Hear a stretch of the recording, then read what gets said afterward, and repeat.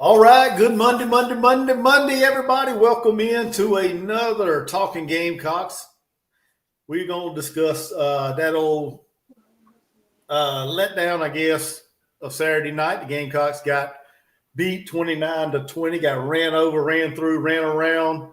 Whatever you want to say, we got ran all over during that game by Missouri. Ahmad Hardy had a big time game.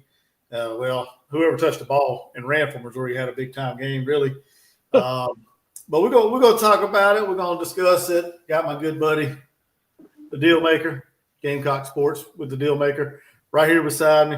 We're gonna talk about it, and hopefully we can get some people in here. Make sure everybody hit the like, comment, subscribe, chat, get in the chat. Not really comment, but get in the chat and drop a line or whatever. Say how you're feeling. If you're upset still, let us know.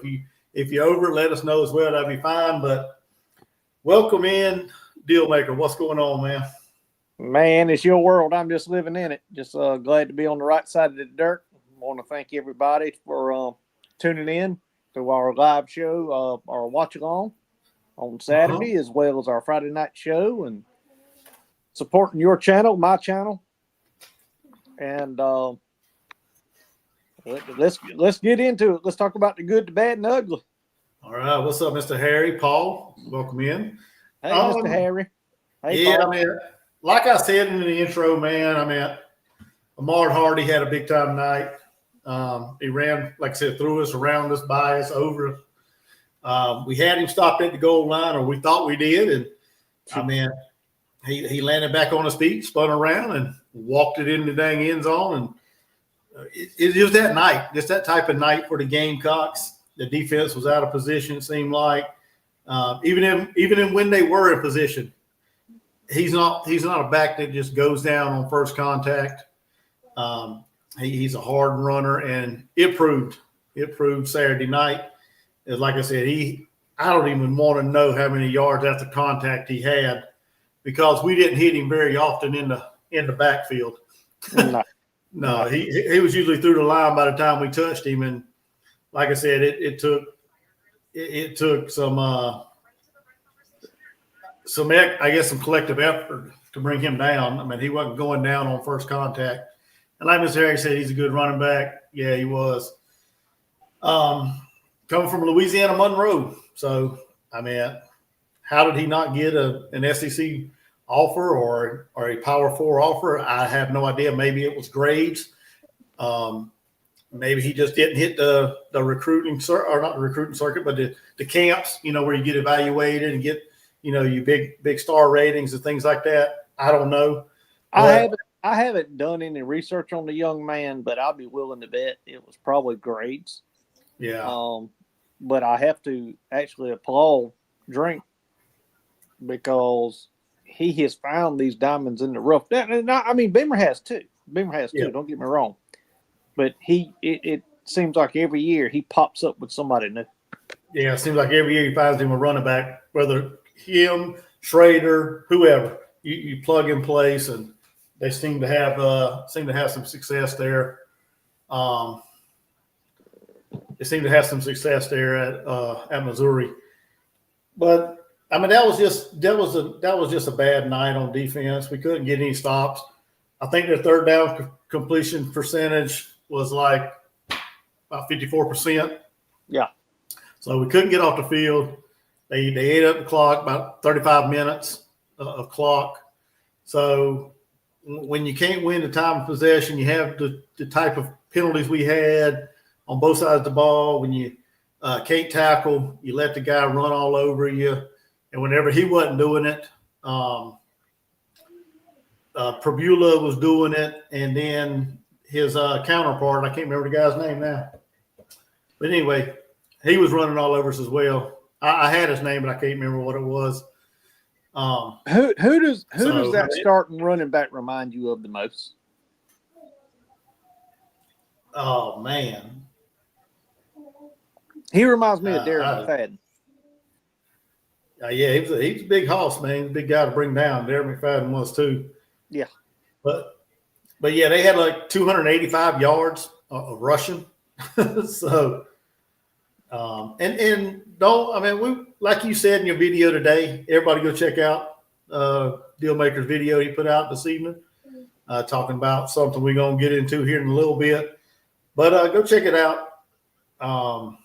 It's Gamecock Sports with the Dealmaker.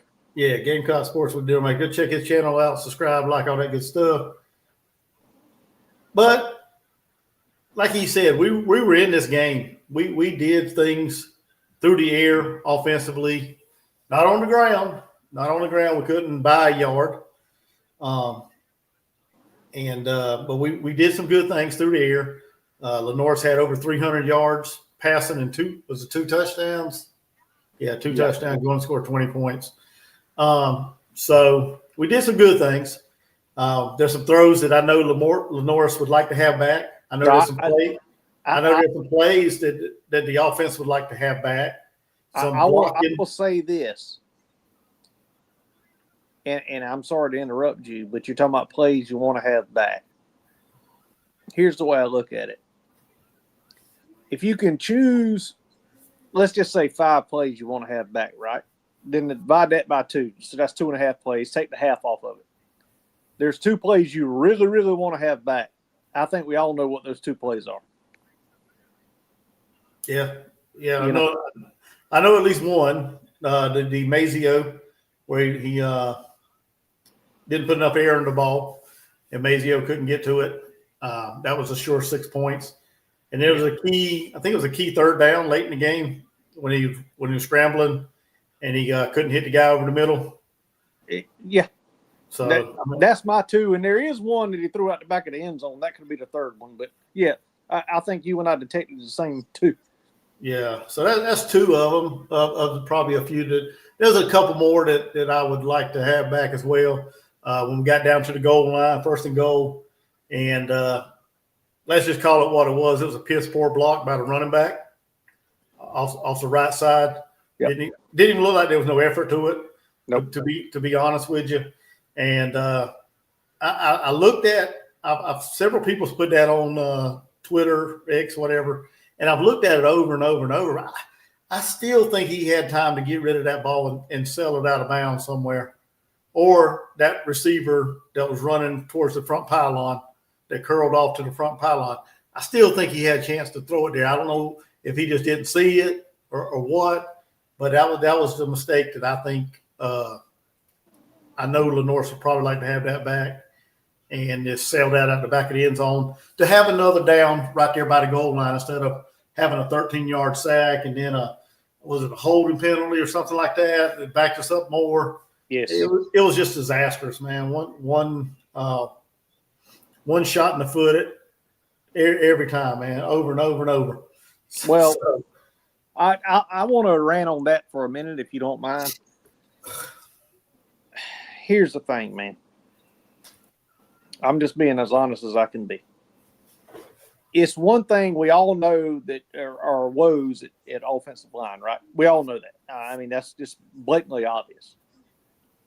But that was our issues with our rushing attack, for sure. And Shula, to me, this is the best game he's called yet, in my opinion, because he, on the fly, knew that we were having and maybe credit their defensive line. I don't think so, but maybe so. I just our horrific play on offensive line at least he had to change on the fly, and he did. But I saw some things with Norris throwing the ball. What was he? 18, 19 for 28, something like that. I mean, so he wasn't horrible. But I did see him pull up on some runs that he would normally put his head down and put his shoulder down. So I'm going to credit that to he just went through a concussion protocol.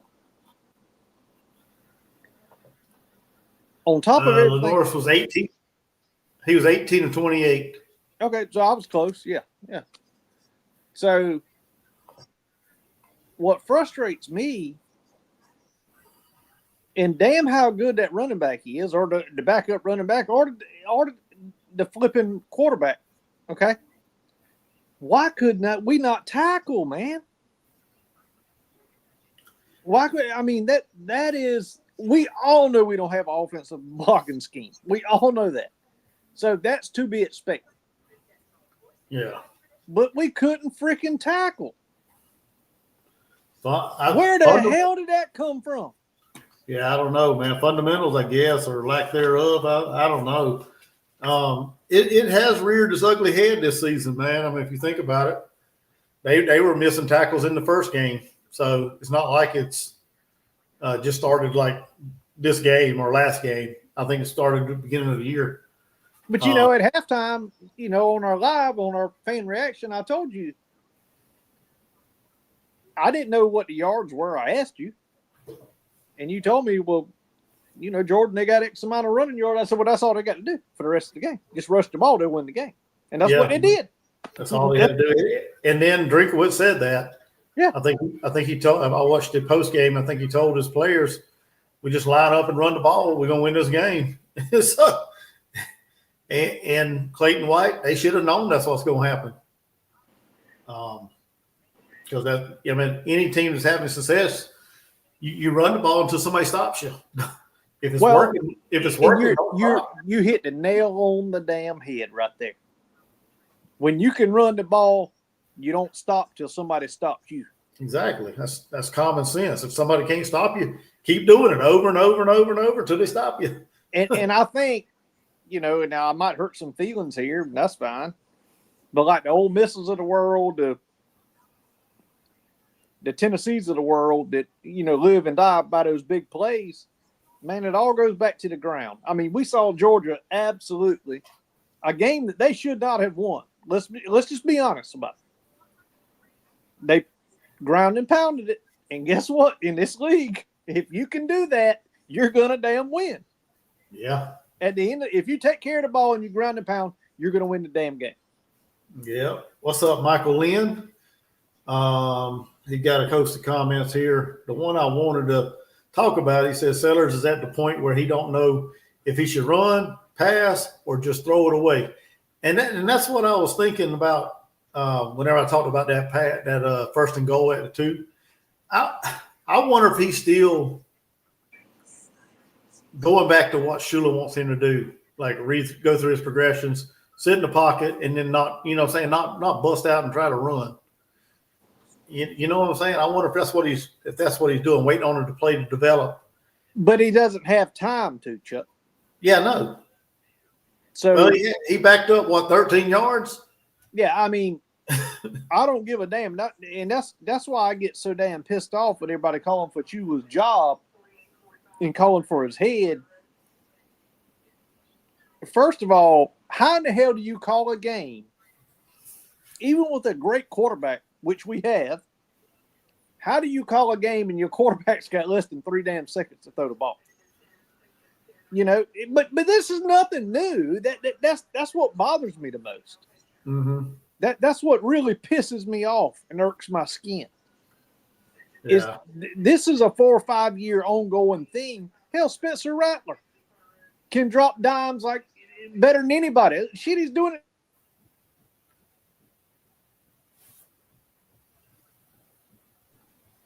So something's got to give here. Something's got to give, and at the end of the day, I'll stand on the top of this mountain and I'll scream till I'm damn blue in the face. Beamer's got to drop his nuts and fire some people. Yeah, that definitely got to be a shakeup. And we know it ain't going to come no time soon. It's going to be at the end of the season if it happens.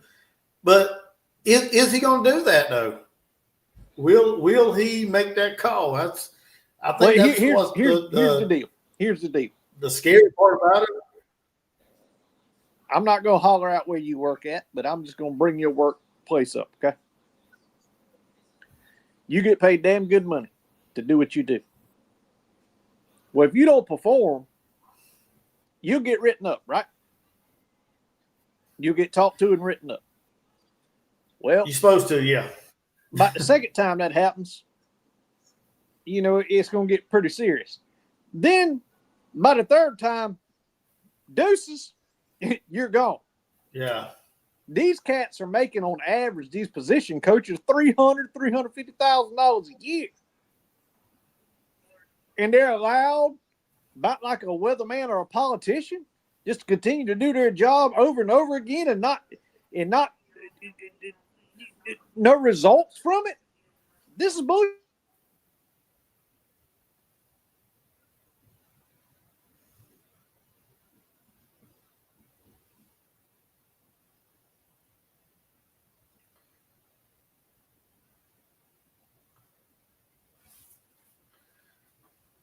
I don't know what happened. I guess Jordan froze up, or either I froze up. Hell, I don't know. What's up, Xavier Lowell? How you doing? Todd Gwynn, welcome in. He said, let Sellers get out of the pocket. Into the backfield, the quarterback doesn't have time to throw. I have no idea what's going on with this internet. Hopefully, are we back? Hell, I don't know. Like I said, this internet's garbage. People will probably wait until the bye week to make changes. Well, the bye week's next week. I don't think he's going to make no changes in this bye week.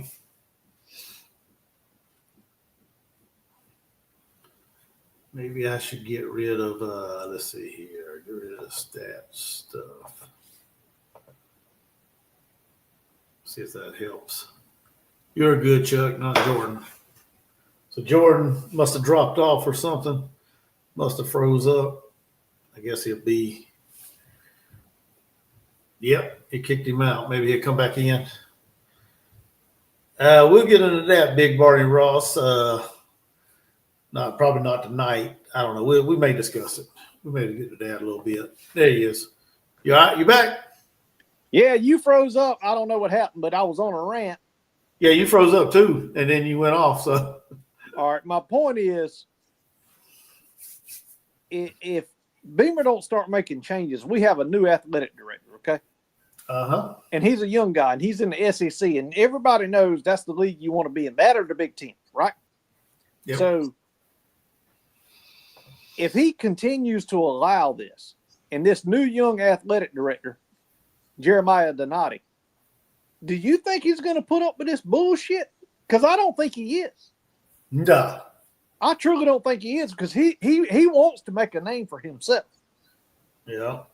Yeah, he came from TCU, right? Correct. He was athletic director there, I believe. So.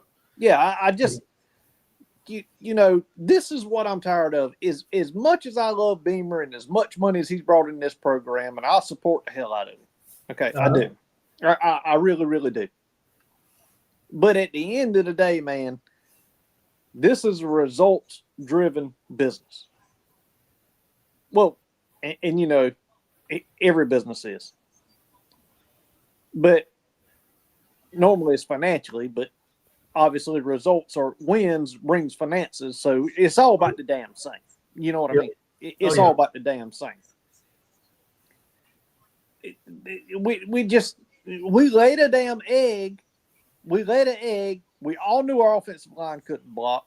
I think Shula did the best coaching job he's done to this date of 4 games. But yet our defense sucked ass. We had over 100 yards worth of penalties. That is football 101. Yeah. Something is amiss here. Yeah. Something is amiss. And Jackpot said TCU competed for a natty too while he was there. So correct. Yeah, he wants to get back to that. So Beamer's gonna have to make changes, or either there's gonna be some changes that Beamer ain't gonna like, and I don't think he's gonna get fired anytime soon, but the seat's definitely gonna get hot. I will tell you this. I haven't heard any kind of rumblings, and I wouldn't expect that I would. But this is a different regime now. You know, with Ray, when Ray was in control, you pretty much knew what was going to happen. But this guy's young, and I just you let it get bad and see what the hell happens. Do I think he's going to cut him loose this year? No, I would be a liar if I said that. But yeah. I don't think – I mean, man, look at the money that Donati has brought to this program. with Blanchard coming on the field and Yeah. yeah, I mean he's here to make a damn statement. You understand me? Oh yeah. Yeah, I mean, you got to wonder how short is his leash. I think it was cut about half into when Donati walked in, and right now it's kind of like that. I don't know, that honeymoon stage with Donati and Beamer, but that damn leash is gonna get real tight shortly. Yeah. I mean, if we keep going down the same path we on, no improvements, no changes. Yeah, oh yeah, it's gonna tighten up quick. What's up there, SECFT? How you doing? Michael Lynn mentioned Sonny Dykes. So I think somebody else mentioned him, Rooster, I think. What about him? Well, I mean, I guess things go south with Beamer with Sonny Dykes. Oh shit. Yeah, y'all don't that's not happening. Don't even go down that damn path. You're wasting your damn breath. Yeah, I'm just saying. I'm just reading the comments. Yeah, you're wasting your damn breath right now. I'm just gonna be. Well, yeah, right now I'm saying it. Yeah, well, I mean, we can always talk ifs and buts and all that shit, but what's up, Webb? He said Notre Dame fan here. Great show. Appreciate it. Hit the like, please. Subscribe. I put a video out earlier, and I titled it that South Carolina's offensive coordinator needs to go. But it was a catch-22. Because I disagree with that 100%. I mean, I disagree with it. I'll argue you about it. I'll argue anybody that wants to argue about it that follows this team. You all know that is bullshit. Okay? The only offensive coordinator nobody ever wanted to fire was G.A. Mangus. Well, no, you know why? Because he didn't call the damn play. Spurrier called him. But ever since then, every offensive coordinator, they got to go. But they're not looking at the real blame. The real blame is the damn line. Okay? It's the damn line. Get rid of that coaching. What Shula did, he outsmarted everybody. He outsmarted all of us watching. Hell, he was smart enough to know shit, our line can't block, so I'm just going to throw the ball. Yeah. You know what I mean? I'm tired of hearing this bull. Fire offensive coordinator. Damn that. Why don't you start at the top and go to the head coach and say, why in the hell won't you fire these lazy son of bitches that can't get their job right? That's where I'd start. I don't think our head coach needs to get fired. Now that's not what I'm saying. But if he keeps this bullshit up, Sean Elliott can help out the offensive line, but he ain't been given the opportunity, Michael. Yeah.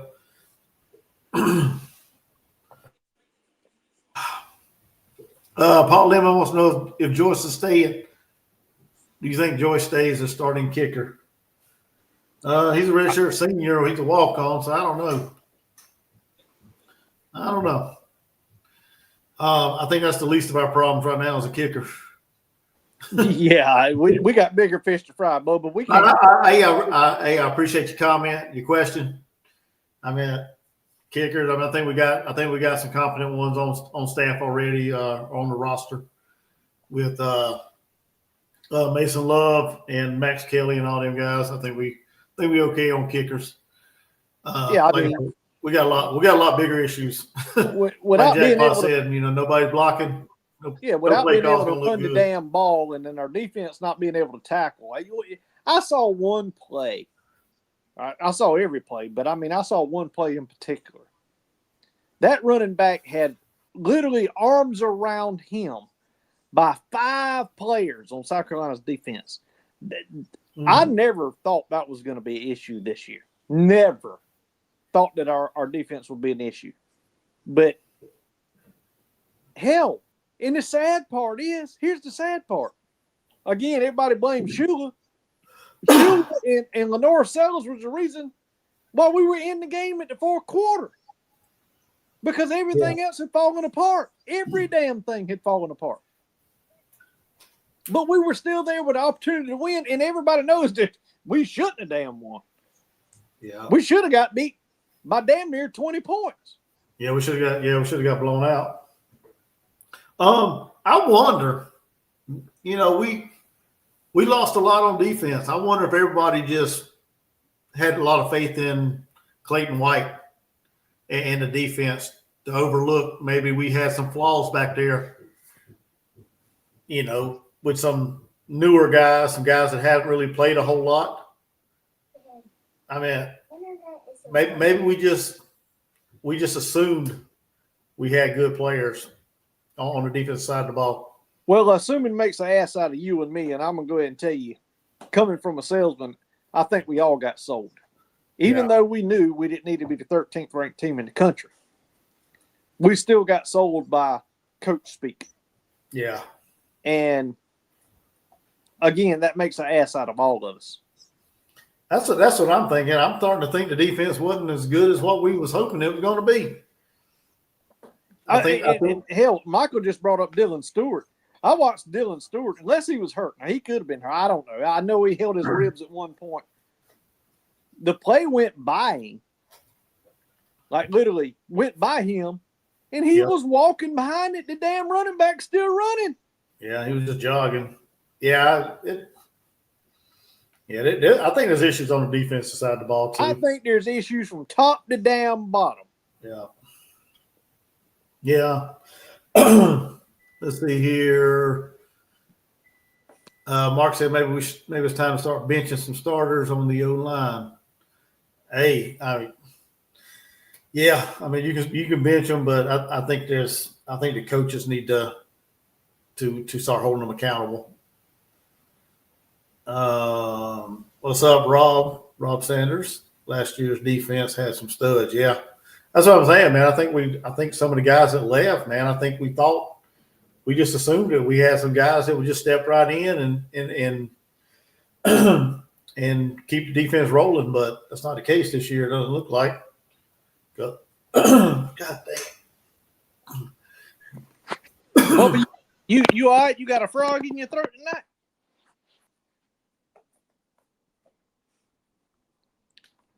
Yeah, you think we've lost some culture, Todd?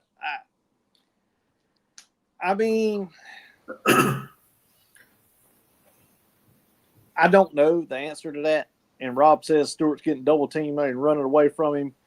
He's not the problem. He's getting double teamed and chipped. But at the end of the day, Rob, what we're talking about is lack of effort throughout the whole damn defense. We're not just talking about one player. We all know how good Stewart is, and he does impact the game, even getting double teamed and chipped. But there was lack of effort. There was one play in particular that the running back went slam up the middle. Dylan was there, okay? Dylan was there as well. 4 or 5 Gamecocks had hands on him. The dude rolled to his left-hand side, broke out of the whole bunch, and ran for 14 yards down the field. That's lack of effort. That's giving up on plays. And I'm seeing that throughout the whole program. Yeah. That's the problem I have. Yeah. And the damn penalties, shit. My boy plays pee-wee football, Pop Warner, whatever anybody wants to call it. We call it pee-wee around here. But the first few things that you teach is effort, tackling, never giving up, and wait on the snap of the ball. That's just common damn sense, right? That's just common sense. But we just, again, I just, how do we go from last year to what we have this year? I cannot wrap my damn head around it. I can't.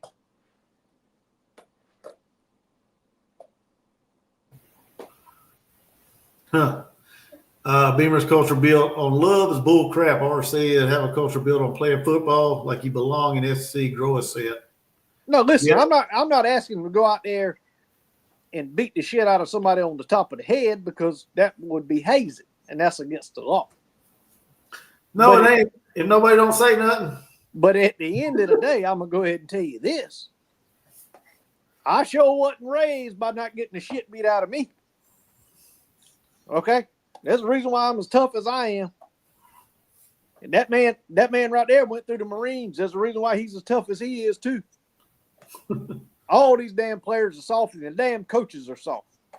Yep. I think we discussed that. They soft as hell. What's up, Quinn Broom? Let's go ahead. I'm gonna put the link in here, unless you want to rant some more. No, I'm okay. I'm good. But yeah, we're gonna put the link in here if anybody wants to come on and is frustrated from Saturday or want to talk about whatever. Come on in. Let's have a good discussion. We got Ryan in here already. What's up, SCCFT? How you doing, buddy? What's up, Ryan? Hey guys, how y'all doing? Good, buddy. How about you? Man, like you guys said, I'm just trying to put my finger on it, man. Like, we got a lot of issues right now. No, we got more issues than I'm willing to admit, but I'm gonna be factual and admit them. Okay. Yeah, I mean, and I'll say this, like you said about the Fire Shula crowd and everything. And I know you brought this up earlier, but in my opinion, he didn't really call that bad of a game. But we can't block, and when you don't have any blocking. Hey, but you know what? Nothing's going to look good. To hear Rob Sanders' take on it when I called in their show last night, he doesn't have legit NCAA experience. That's what Rob told me last night. He don't have NCAA play calling experience. I thought he was at. He's got NFL experience. He said, but this ain't the NFL. Well, how good is your damn offensive coordinator doing? Answer that shit. You always want to embarrass some damn body. You on my show now. Well, I'll just say this. That is what the fuck you said. All righty. Was that Ryan? I said, we missed a lot of opportunities in that game. I mean, we missed some deep balls. It was so damn undisciplined too, man. 15 penalties. Or 13 or 14, 15 penalties. How are you that undisciplined? I think it was 14 for 98 yards. Yeah, for nearly 100 yards. How are you that undisciplined? Coaching, baby. It's coaching. That's soft, man. I mean, that's what. Are they being too soft on the guys or something? They are. That's unacceptable, man. If it were up to me, the entire team would be running laps around the entire city of Columbia. Hell, Jack brought this up the other day, and I didn't think about it till he said it, and he's got a great point. They called their coach Lonnie. Lonnie. By his first name. Yep. Do you think I had a cadre when I was in the academy and I called him? Hell, I didn't even know what their first name was. And if I even dared to call them by their first name, I'd be over in the mud for 4 hours kicking dirt. Yeah, if any player on my high school football team called their coach by their first name, they'd be getting punished. I can promise you that. Our coaches, yeah, they develop good relationships with the players. They helped you out. They tried to build good men, but they weren't soft. If you made a mistake, I told y'all this story weeks ago, man. When one person made a mistake in the weight room or on the practice field, they made the entire team do 20, 50 push-ups. You make a mistake, 20, 50 more push-ups. Every time someone made a mistake. And you know what? Here's the thing. And Chuck knows this just as well as I do. We started with 42. We graduated with 17. Okay? When one makes a mistake, we all make a mistake. When one suffers, we all suffer. And that's just the way it is. That's just the way it is. You go in it together, you lose together, you win together, and y'all get punished together. I don't see that anymore. But I tell you one thing. I do see. I see Eli Drinkowitz. Everybody likes to pick on. His damn team's pretty damn tough. I see Vanderbilt. Yeah. His damn team, Cart Lee. His damn team's pretty damn tough. They got good coaching, man. I mean, and like you said, everyone wants to blame. Sure, no, guys, it's everybody. It's everyone from the top. Everyone. It starts at the top, bro. Yeah. Yeah. I mean, we are not playing good football right now, y'all. How are we? After this Kentucky game, and I'll tell you this, Jordan. You said in the offseason that you were worried about the Kentucky game. I'll be honest with you. I saw Kentucky as a game Carolina was going to win by a lot in the offseason. I ain't so confident about that game right now, man. Listen, I'm just not. a betting man, and I'm not giving any betting advice, but I'm going to tell y'all all this because y'all are in here and listening. I wouldn't freaking touch it. I wouldn't touch it with a 10-foot pole and you holding it. You understand? No. I wouldn't touch it. I wouldn't touch it. No. Hey, no. And somebody else brought up another comment, the missed tackles.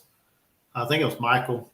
He said the 16 missed tackles were more disappointing than the penalties. I don't know where they got 16 from. To me, it seemed like there was a whole hell lot more than 16. Yeah, there was 16 in 4 plays. I know, yeah, man. I was about to say 16, man. I have no idea how did they come up with that number, but to me that is low as hell because that one play had five or six or seven missed tackles on it. Oh hell, I was calling it live. You heard me. I said there's 1, there's 2, there's 3, there's 4, there's 5. 7 damn players couldn't take him down. Yeah, like almost the entire offensive line couldn't bring that one dude down. And look, respect to Ahmad Hardy, and I think it's Jamal Roberts because Missouri's got good running backs. They're my God, you give them little to go up against, man. Just soft tackling, almost no effort either, bringing these guys down. How many times do we have them behind the line of scrimmage? Couldn't bring them down. Like we didn't start making tackle for losses to the end of the game, man. Yeah, the game was out of reach. And you know, y'all, one thing that disappointed me. There's a lot. I mean, we could sit here for 3 hours and talk about it. What didn't disappoint us, man? That's 3 hours. But how in the hell are you playing Division I SEC Power 4 football and you not smart enough to know to hit that big some biscuit in his thighs and wrap his legs up? And we did it all game long. Yeah. What's up, Sven? He said South Carolina misses Kennard and Tonka badly. Stewart's gets most doubled. Yeah, I mean, like I said earlier, I think we're missing them big guys up front. We had Tonka and Boogie and all them and TJ and Kennard. So, if you guys want my honest opinion, this defense, and I know Rooster has said this too. Right now, this defense is looking like the 2023 defense, man, and I'm starting to wonder too. And again, I mean, the defense was littered last year with NFL talent. We had NFL talent on that defense. I almost wonder if that really masked some of the problems, because you go back 22 and 23, the defense wasn't really good. But you asked a question just a second ago. You said, did it mask problems? What do you mean? Problems like offensively? No, defensively. Okay. No, because we had one of the best safety / corners in the damn game. Let's just be honest. Even Maury, that he was a lockdown. He was a shutdown. Then we had the line to back it up. But did it mask some problems because people couldn't score at will on us? Did it mask some problems from our offense? Yes, because we all knew that our offensive line sucked ass. Okay, we all knew that. But and there's a hitch to this. We also had one of the best quarterbacks in college Division I football that literally masked the damn line problem. So to answer your question, yes, it masked a lot of problems, but there's caveats to it. Agreed. But for me, like what I was meaning there was, again, we go back 2022 and 23. I mean, our defense really wasn't that good that year either. I mean, couldn't tackle. I mean, with the same players. yeah. So I mean, last year you had, I mean, Kyle Kennard. What did he come within like 2 sacks or something from tying Clowney's record? I mean, But dude was unbelievable. You do realize what had happened though. That happened because of the attention on Stewart. Right, but still. I mean, I get you. I get your point, but that happened because of the attention on Stewart. Yeah, I get that, but what I'm trying to say is, I don't know. I'm kind of struggling how to put it, but we had a lot of talent last year, and we lost a lot of that talent from last year too. And like you, I didn't really think the defense would be as much a problem as it is right now. No, I didn't expect for it to be the same as it was last year, but I thought we had enough talent to kind of help with some of it. But right now, I mean, we can't tackle, and that's a problem because the teams we have coming up to face, it's going to be a long year, y'all. I hate to say it, but it's going to be a long year. Y'all all laughed at me, and that's fine. That's fine. I'll take it. I don't care. I'll take it. But I told y'all we're going to lose to Coastal Carolina, and y'all called me a buffoon, dumb. I said you weren't stupid for saying that. Listen. Y'all tell me where we can pick up 3 more wins. Y'all please tell me where we can pick up 3 more wins right now. I can't. Okay. I don't think right now the way you're playing, I don't think we're making a bowl game right now, y'all. I don't either. Hey, I'll be honest with you. As shitty as Clemson is, and they just in bad shape as we are, I think we got the better quarterback out of the 2 teams. Oh yeah. But they probably didn't beat us by 30. That's how shitty we are right now. Man. Yeah. The football's down bad in the Palmetto State this year. Well, that game might be on the Disney Channel at this rate. Hey, at least damn Coastal won this weekend. Nobody else did. Hey, Big Barney Ross said we're favored this weekend, so I think what it opened up at 5.5, something like that. Shit, Yeah. I wouldn't put money on that damn game if. Yeah, you will. You will. I'll do it on the Pick'em challenge, but I might put money on the under/over. You gonna call me Saturday and say you lay down some money on it? Well, I bet you. Well, it might be the under/over, yeah. No, you go. I put some money on the money line. You'll call me Saturday morning and tell me that. Well, and you know what? Damn it, you're probably right, but you know. Let's see. We have some comments here.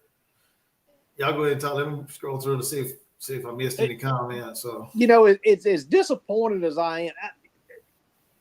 I don't think anybody's surprised about the offensive line woes. No. And people, and I understand the point that a lot of people make that Sellers is not running as much, and I get it because he's not. And when he does run, he's not running the same way he used to. Yeah. But the defensive woes, to me, that and just the lack of football 101, the penalties. Y'all, where in the hell did this come from? I mean, this is demoralizing.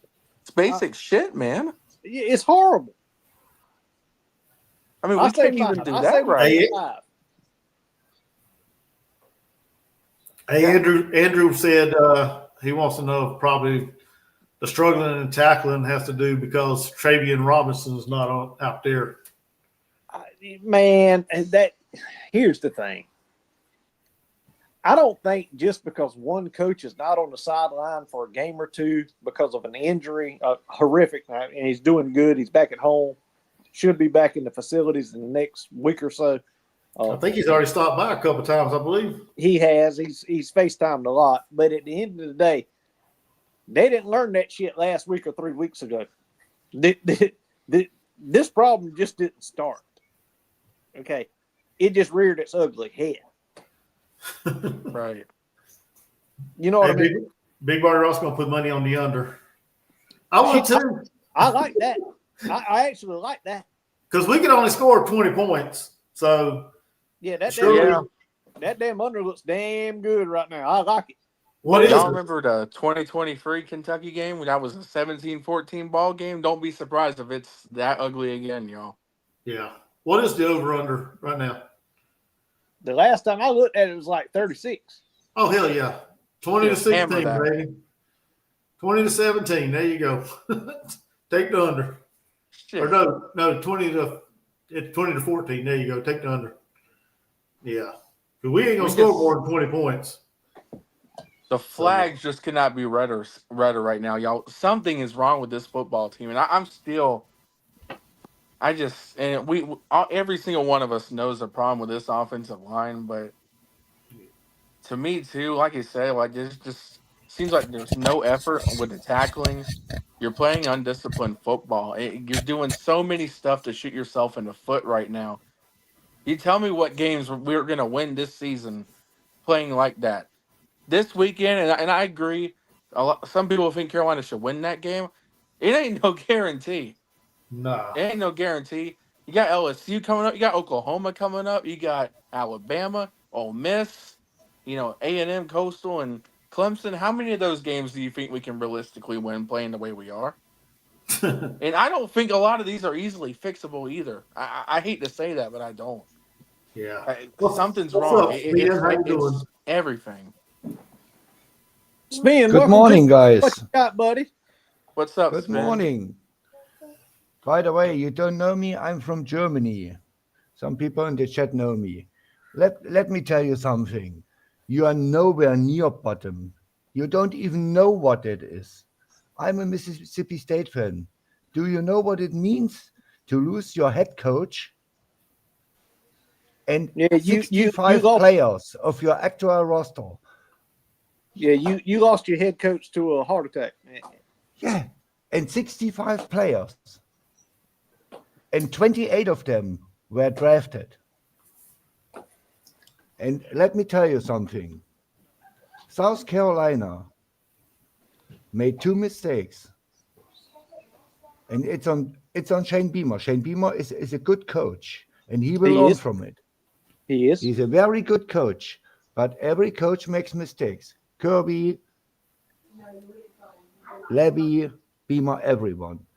Mm-hmm. He underestimated 2 things. South Carolina, always, outside of the regular season, is a team, in-your-face defense, a hard-nosed defense, and a run game. So you have nowhere near one running back who is even legit a Division 3 running back. Your running game is awful. It's absolutely you think it's the running back or the line? Let me finish. Okay. You need 2 running backs who are capable together for at least 100, 120 yards per game.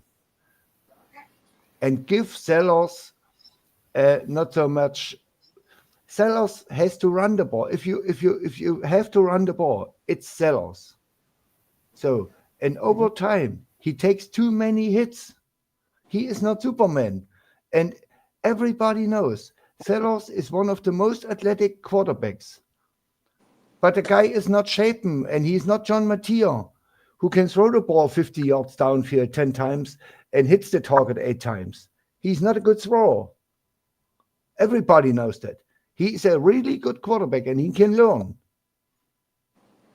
And I know Sellers, when he leaves college, is a first-round pick. But he has to progress his throwing motions.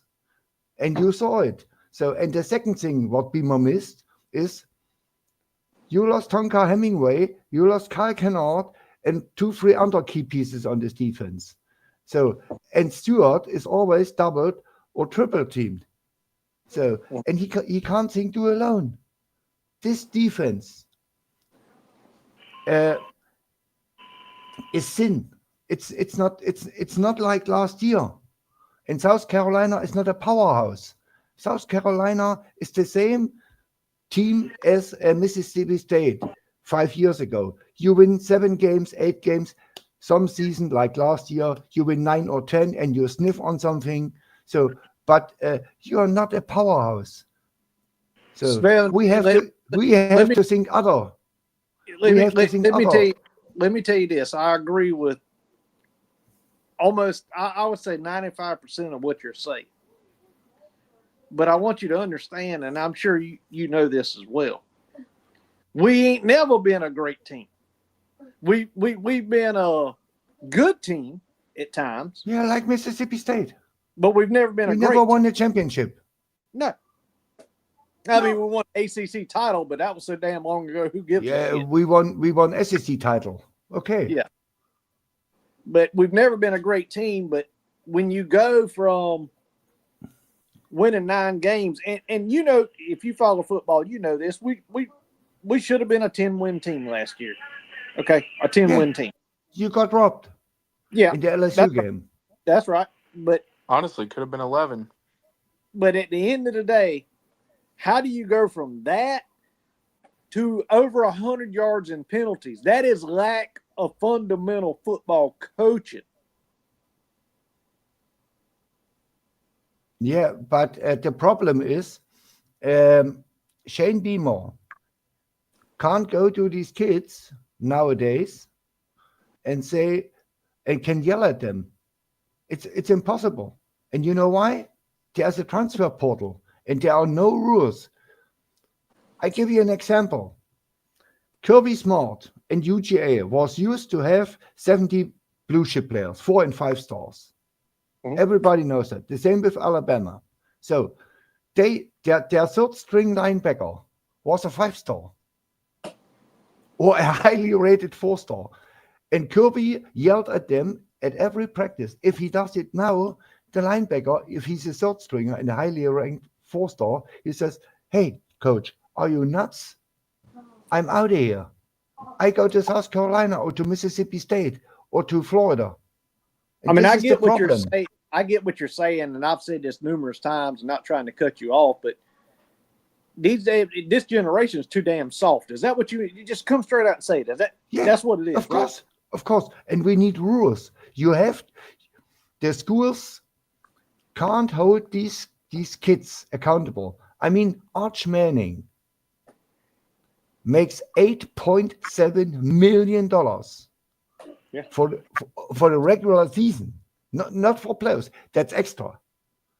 That's $750,000 for one season, and you have to work 10 years to even sniff on this 750,000.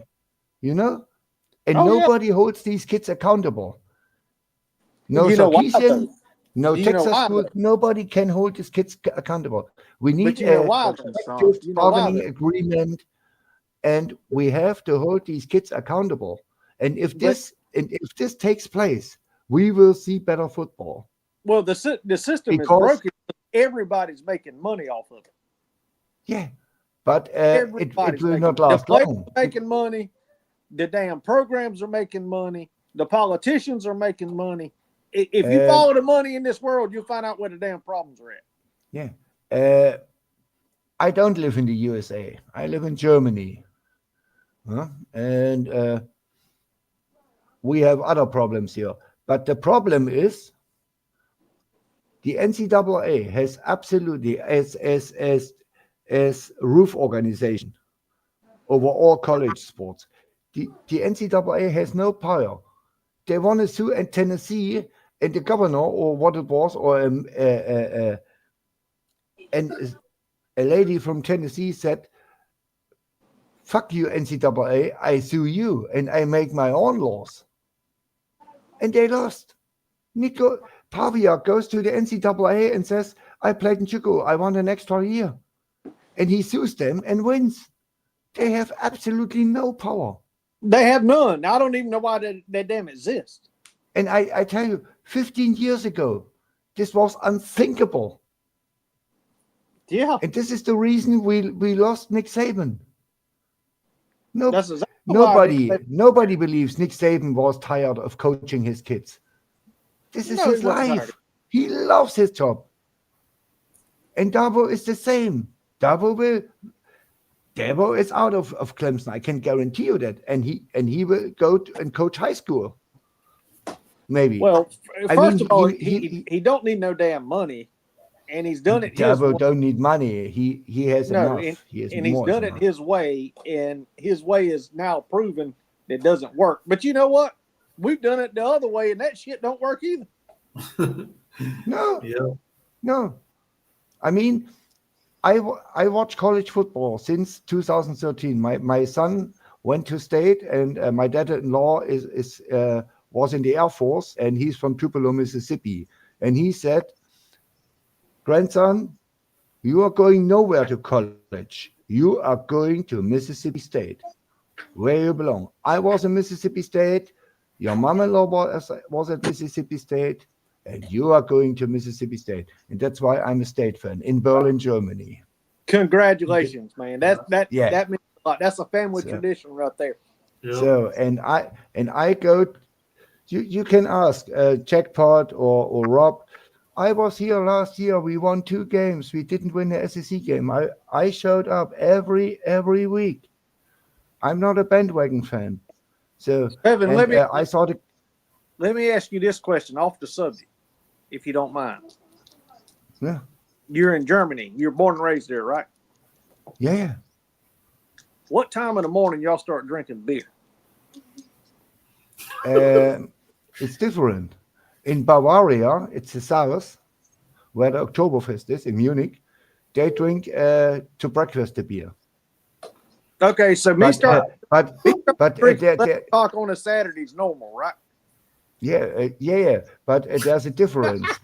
There's a difference between German beer and U.S. poison. I mean, you can't call what Carolina Jackpot drinks, Bush Apple Light, or what this stuff is. This is on the poison list in Germany. Nobody would drink this stuff. Oh, Bush Light, Corona Light. This is undrinkable. You don't even know what I drink Michelob Ultra. you don't even know what the word beer means in the US. You don't even know. The only thing, the closest thing what I found in the US was a Boston Lager. I call it a nearby beer. You can give it the name beer. Like a Yingling or something like that. Yeah, Yingling is from Dos Equis. Louisiana. Yeah, no, Dos Equis is undrinkable. A Yingling from Louisiana is okay. Yeah, I mean, we have 2,500 private breweries in Germany. And there's a beer rule from 1514. There are only 5 ingredients are coming into a beer. You have only 5 ingredients. And every brewery gets tested from an organization every 4 weeks. And if this rule is broken, they close the brewery. Well, look It's here. called Reinheitsgebot. I've never heard anybody tell me, and a man from Germany, I'm gonna take your word for it. You said our beer is poison. You can look it up. It's Reinheitsgebot from 1514. Since then, the beer is brewed the same way all over in Germany, and that's why the German beer is, with the Czech beer, the best in the world. Did you hear what Big Barney Ross says? He said that's why he drinks what- bourbon. He don't drink beer. He's a Kentucky man. Yeah. Oh yeah. But I tell you what, I love Barney. He's the same as me. He don't take it too hard with him. He knows Kentucky sucks, and I know Mississippi State sucks. Okay, but it's football. It's not life. Yeah. I hate when state loses, but we don't take it too serious. But you know what, Finn? Let's be honest. It is our pastime away from real life. No, it's not. It's college It is. baseball. Well, I'm a state fan. Now you talking my noise now because I'm a South Carolina guy. Okay, baseball is our world, but Yeah. it is a pastime for us. It takes us away from everyday life. Minieri is a national championship coach, but he's too old. Yeah. Yeah. He is too old.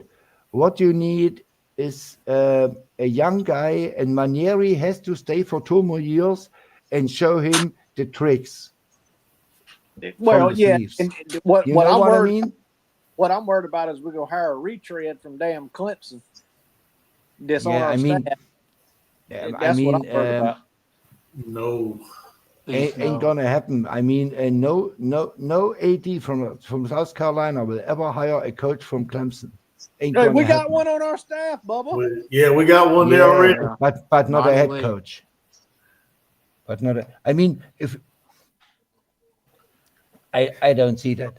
But there are many good coaches. I mean, the Sela coach from southeastern Louisiana, in coastal Carolina, the coach.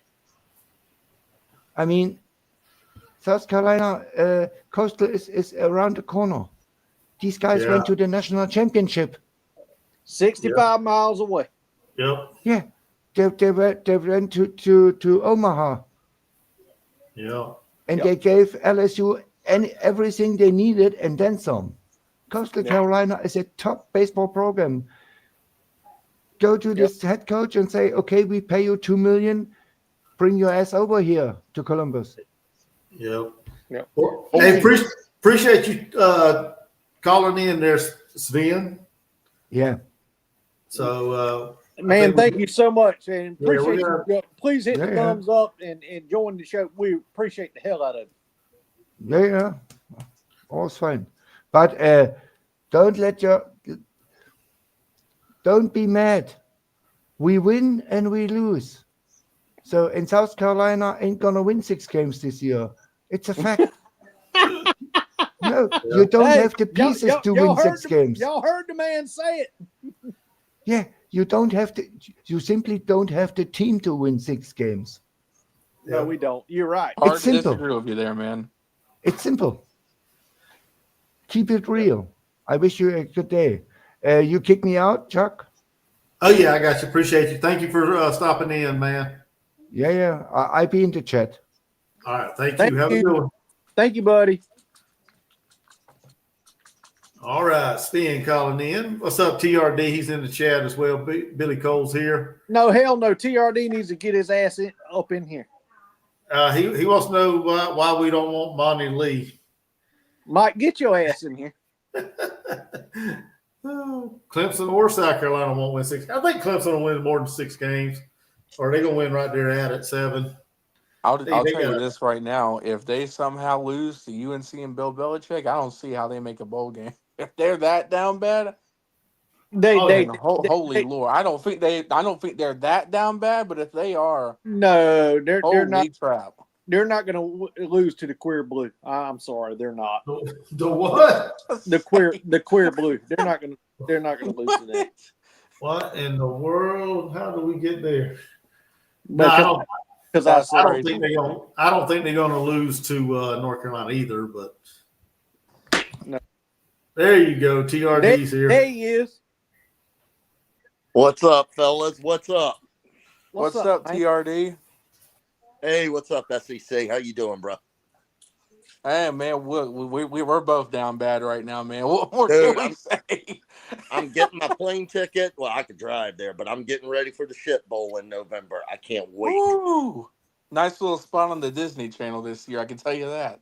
You guys are still, I think South Carolina is still better than Clemson. I mean, we're down bad. Everything about the program's down bad. I heard something on the Bobby Durkin show somebody told Bobby Durkins, his name's Brian. I know him as Bobby Durkins, though. But somebody told him there were players in the locker room after we lost to Syracuse. They were talking about getting drunk that night.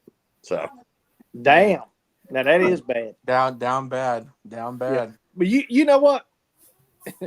I hope you don't mind me calling you Mike, but you can call me whatever. I don't care. Okay. At the end of the day, you know what makes me feel bad? I was watching Pigskin Pete's show, his live stream the other day. Right.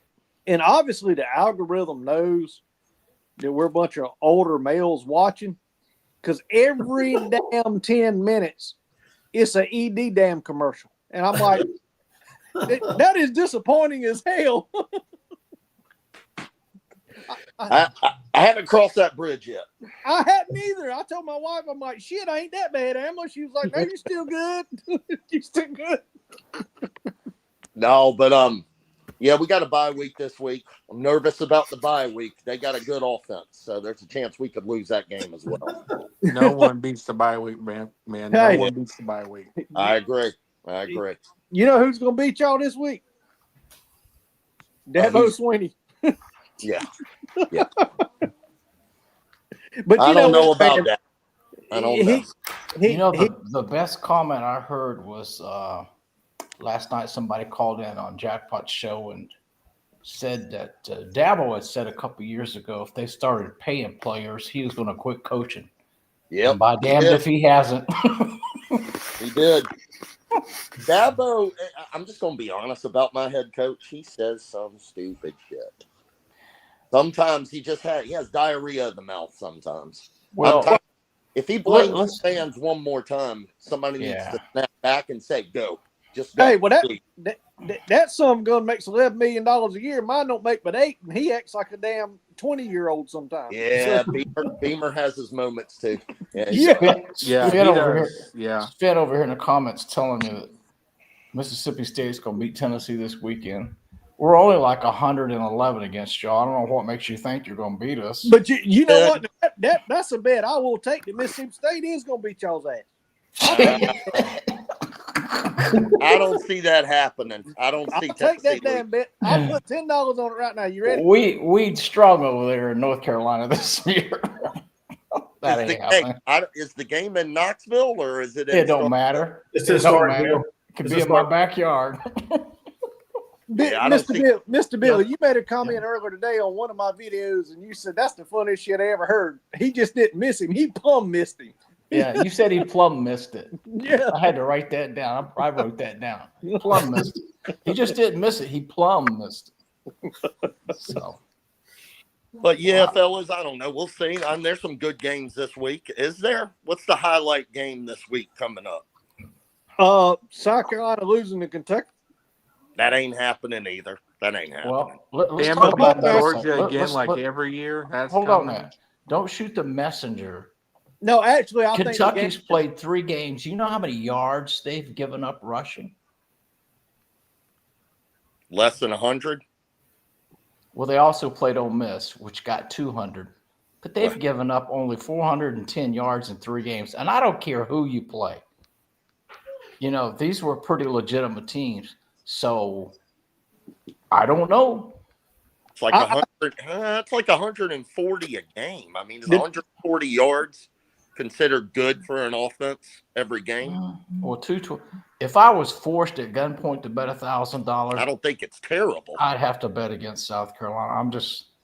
There's just too much I see out there, and now we're hearing off the field annex and what's his name? They had to go get him to come back out to sing. I mean, it's trivial at best, but yeah, the 2 big games. Game day, I think, is going to be in Penn State in Happy Valley. They're playing Oregon, and then Alabama is going to Athens, Georgia. So I think that's the 2 big ones.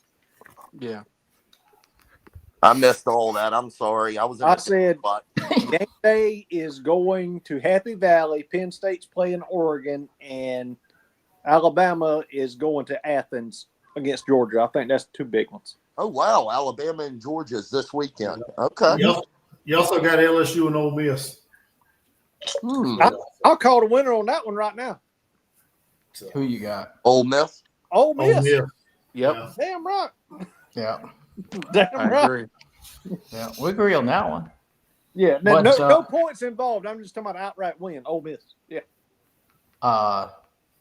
When you start looking at stuff, if you was an athletic director and you seen where the coach that you hired 4 years ago, 5 years ago, Oh, his Mr. first- Billett got his damn notepad out. Y'all look at it. he went from, now this is according to 247. It's just a number. I mean, it's just a number. But he was 24th in recruiting his first year, 16th in 23, 22nd in 24, 18th and 25, and then 26 he's 18th. You can't get it done doing that. I'm sorry, you cannot. You got to be around the top 10. Now, I'm everybody, sorry. listen. Now, I'm not being a smart ass, Mr. Billy. Okay, I give you all the respect in the world. I'm 70 years old too. Y'all got to listen. This man is retired military, and he gets a Social Security check. He ain't got a damn thing to do but sit in that chair and do what he just said. You need to listen to him now. I'm telling I'm you. trying to help you guys. I'm trying to help you. and what we fail to forget, and this isn't trolling. He's 15 and 19 year to date right now in the SEC. And October ain't looking any better.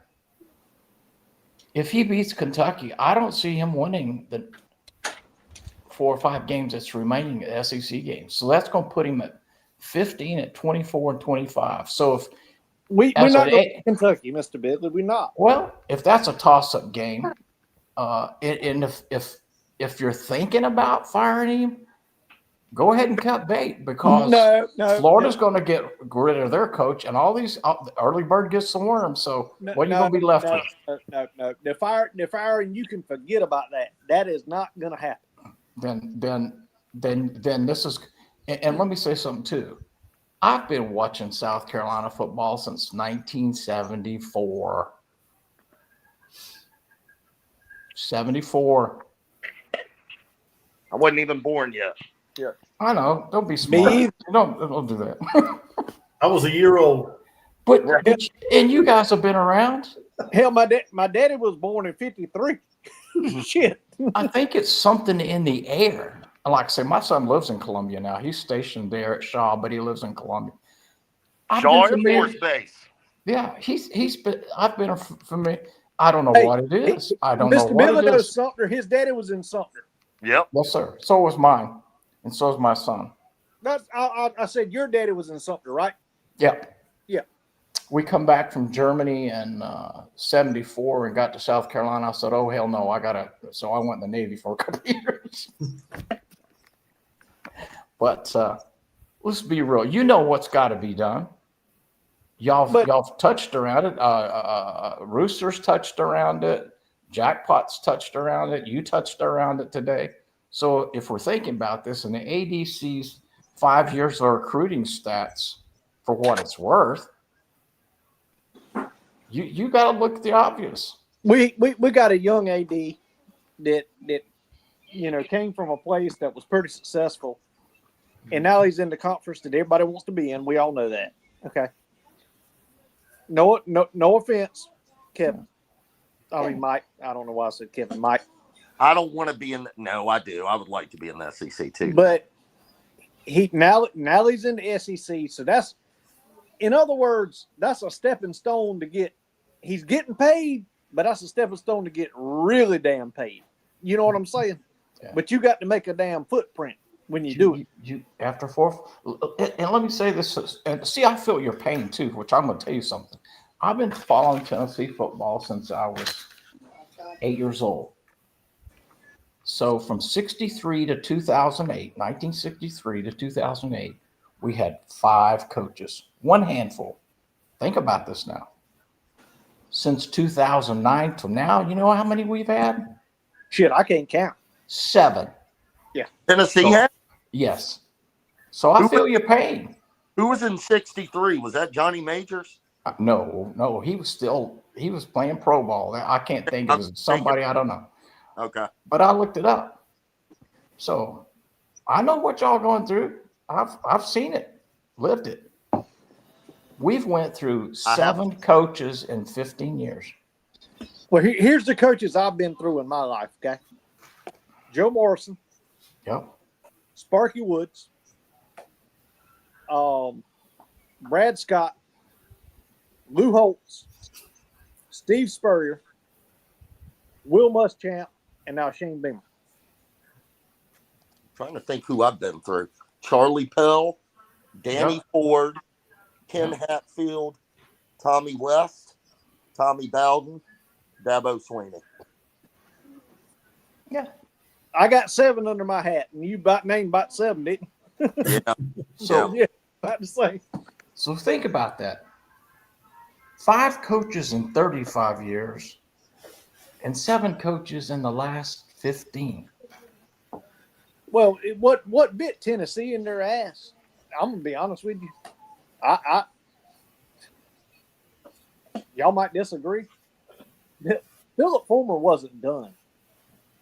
But to take him from the head coach and then give him the AD job, that's about like Ray Tanner. Ray Tanner winning 2 natties, coming in runner up in the 3rd, and taking the AD job. What the hell are you thinking? He's a damn coach. He's not an AD. Phil Fulmer been there since the 60s. He played there. He's been off that campus 1 year his whole life, and he went to Wichita State for a year and then came back. So he played there, has been a coach there and stuff. So Well, man, hell, Ray Tanner came from North Carolina State. Yeah. But he was one hell of a baseball coach now. You ain't lying. He was and good. I'll be honest with you. If you ran into Ray Tanner, he's not like, well, Shane Beamer's kind of the same way too. If you see him, now Dawn's a little standoffish. Now I've met Dawn numerous times. Dawn Stater. She's a little standoffish. But if you bumped into Ray at a baseball game, football game, basketball, it didn't make a damn. And you say, "Hey, coach, how's it going?" He'd stop and talk to you. He just a good old boy, just a good old country boy. You know what I'm saying? Just one of the nicest guys you ever want to meet in your life. And I think why he wanted that job as an AD, I have no damn idea. So if y'all woke up in the morning and seen where Shane Beamer is going to Virginia Tech, would it not surprise you? No, it shocked the shit out of me. It wouldn't surprise me. It would surprise me. It surprised the shit out of me because first of all, that you're going to a shitty conference. No offense, Mike. You're going to a shitty conference that they don't know that that conference is gonna exist in 2 years. That's number one. Right. Number two, he's following in his father's footsteps. I've heard that he doesn't want to be in. Number three, he's making $8 million a year. They're paying their head coach $3.7 million. But how much money do you need to make to get out of the pressure of being in the SEC and going year in and year out with the crap he's dealing with? But he doesn't have any pressure from the board of trustees and the AD yet. That's the problem. Therein lies the problem too. Yes, because he has brought more money into the program. Other than Steve Spurrier, he's brought more money into the program than any other coach in history. Do you think? I hear that and I've heard it before, but when you look at W's, no, he's brought there to win and he ain't doing it. He ain't getting it done. I got to take a pause. I'll be right back. He ain't getting it done. Do you think there should be Chuck? Do you think there should be some pressure or SEC? You think there should be some pressure on Beamer? Oh yeah. There's always need to be pressure.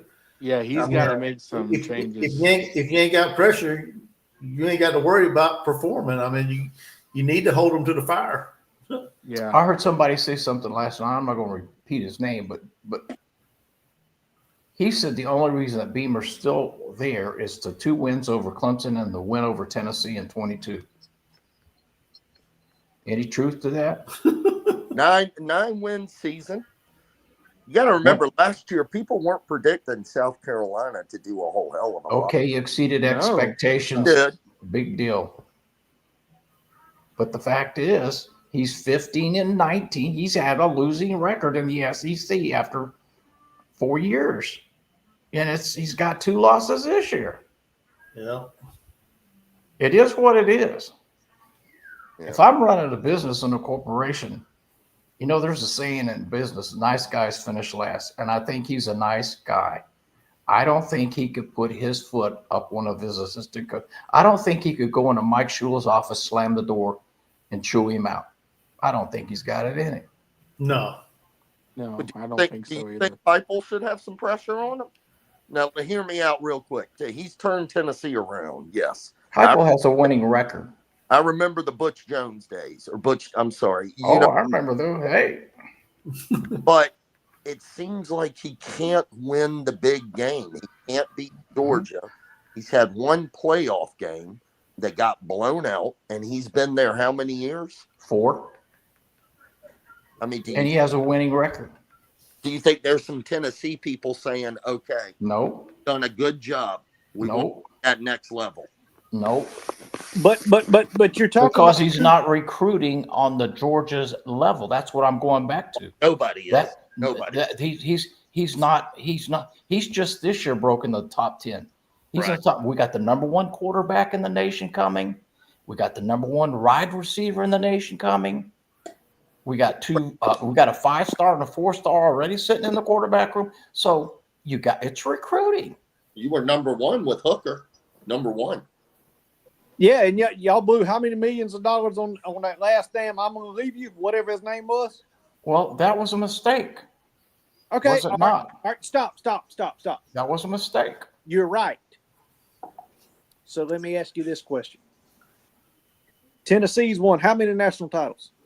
6. All right, 6. And those are legitimate ones. They're not claimed. They're 6. Okay.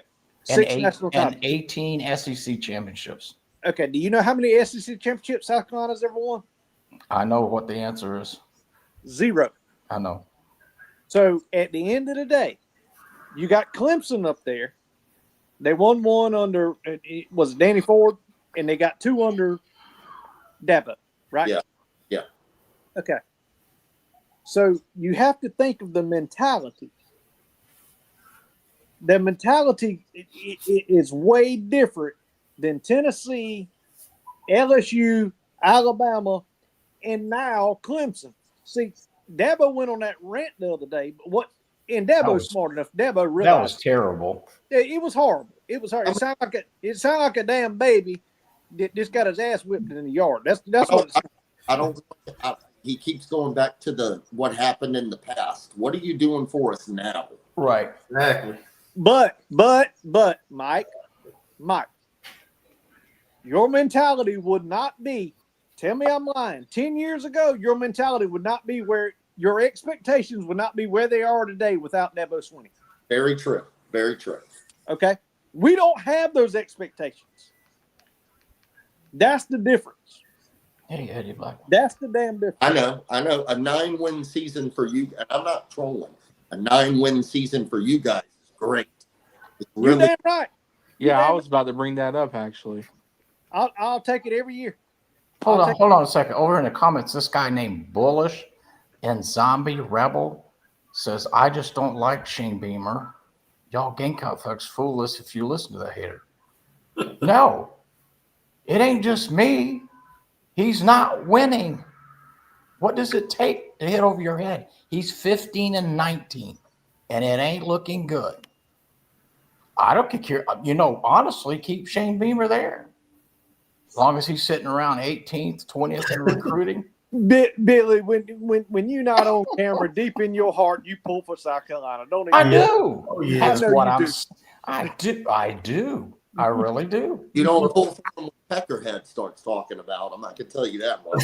Well, he's no. I ain't saying names, so I don't even want to go there. Bless his heart. He starts talking, you have nothing good to say about that because But you know what all this dilemma's about? All of it this year. We're 3 weeks into September. Clemson's not going to be the national championship. Nope. Carolina's in jeopardy. They come out ranked 11th and then all of a sudden drop completely. They're not going to a bowl game. Billy, That's what we're dealing with. 4th. We were ranked 4th. Correct. Hey, and Yeah. Coastal Carolina ain't won but one game this year, so the whole state looks like shit. And if I wanted to troll, South Carolina Clemson ain't even in the column others receiving votes. No, That's how bad it is. No, no. that's it. I didn't You mean know that. what? Believe it or leave it alone. I don't kick a good person when they're down. I just Come November, that ought to be the best game that we've ever played because both of us look like shit. well, that Clemson South Carolina game will be a barn burner. What would be the line on it right now? I mean, seriously, what would be the line?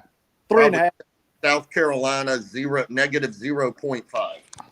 I would say 3.5. Mm. If I had to put a line on it, I'd say right now today, I'd say 3.5. South Carolina would be favored at this moment. Yeah, they would. Yeah, I would say South Carolina minus 3.5. Games in Columbia. Hey, I know Vanderbilt. I don't know what happened there, but I know Tiger Red Devil is, and I know I am because, but I don't know about Gamecock Chuck and you, Jordan. I quit watching preseason polls come out 50 years ago. Oh yeah. They're not worth the paper they're printed on. Listen, All they do is get people like, I ain't going to say his name, all hyped up. yeah, I know you're talking about. hey, And then the barn drops out, and bless his heart. we started doing this. Hey, he's a youngin. All right. Yes, sir. Yes, we sir. started doing this 3 weeks prior to kickoff when the toe meet leather. Okay, this show on Mondays and Fridays, and Chuck and I both agreed. What the hell are we doing? This is stupid. Yeah. This is stupid as hell. This doesn't make any sense. Yeah. You shouldn't be looking at polls till about 5-6 weeks into the season. There you go. You should. That's just like recruiting. Look, I get excited about, but they're not there till they sign. Till their signature comes across the fax machine. It don't matter. Mm-hmm. All right, I want to mention this real quick. There's a new guy in. His name is I guess that's Eddie Blackburn.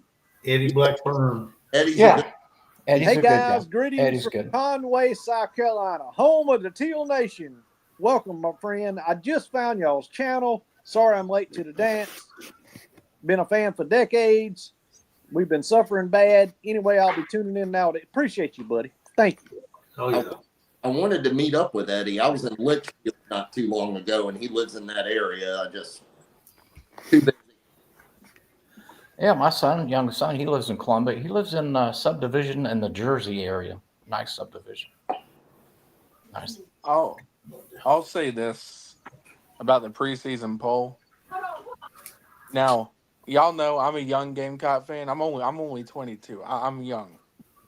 Mm-mm. But when I saw that South Carolina was in the top 10 going into the SC State game, I laughed. I got to be honest, I laughed. Was it nice? Was it cool to see? Sure. But I think everybody with a brain knew that's not right. Well, you and I, here's where you gain my respect, okay? Well, first of all, let me go back to the first time we ever been on here together. You jumped on our channel, and you said how old you were. And I'm like, all right, let me ask you a question. Do you agree or disagree we're weak, coddled, today's society? And you said, absolutely. And I said, you my man. You my man. But what people don't realize, kind of like Mike over there, people don't realize Mike and I have had conversations on the telephone. Hell, I think we half damn kin.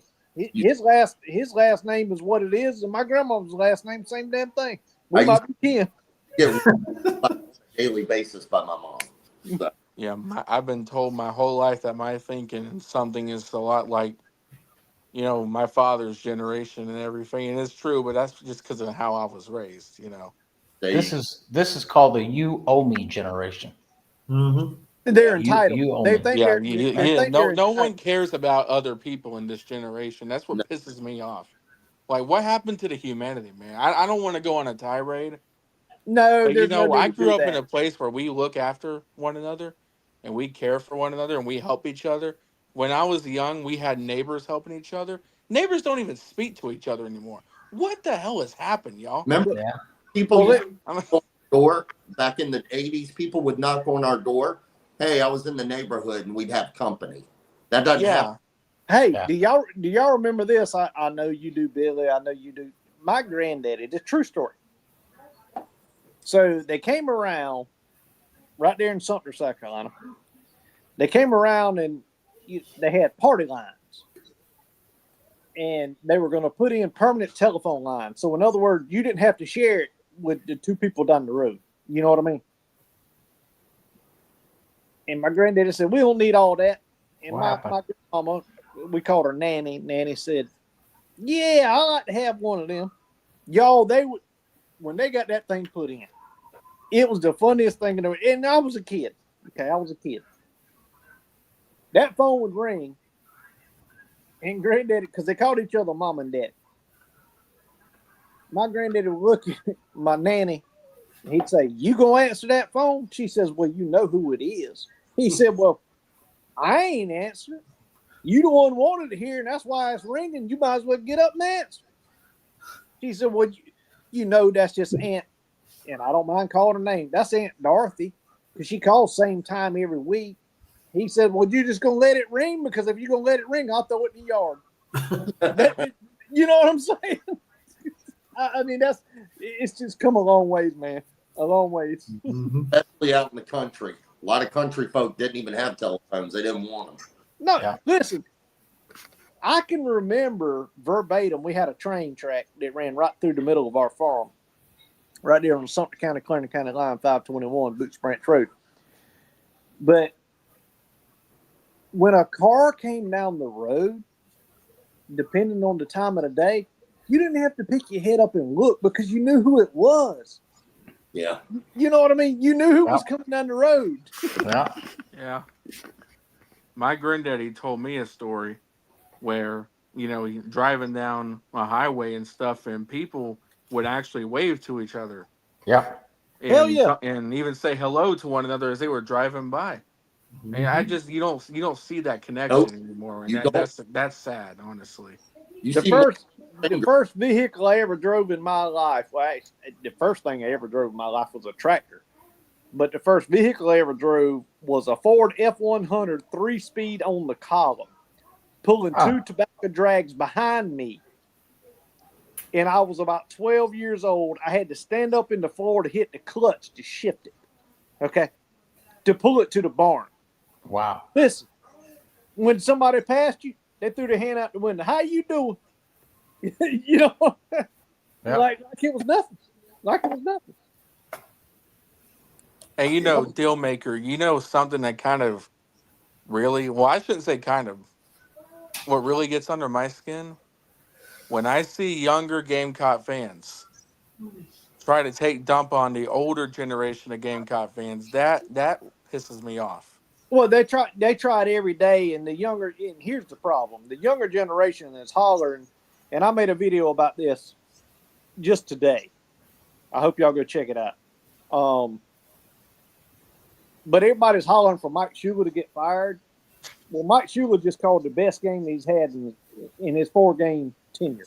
offense looked good.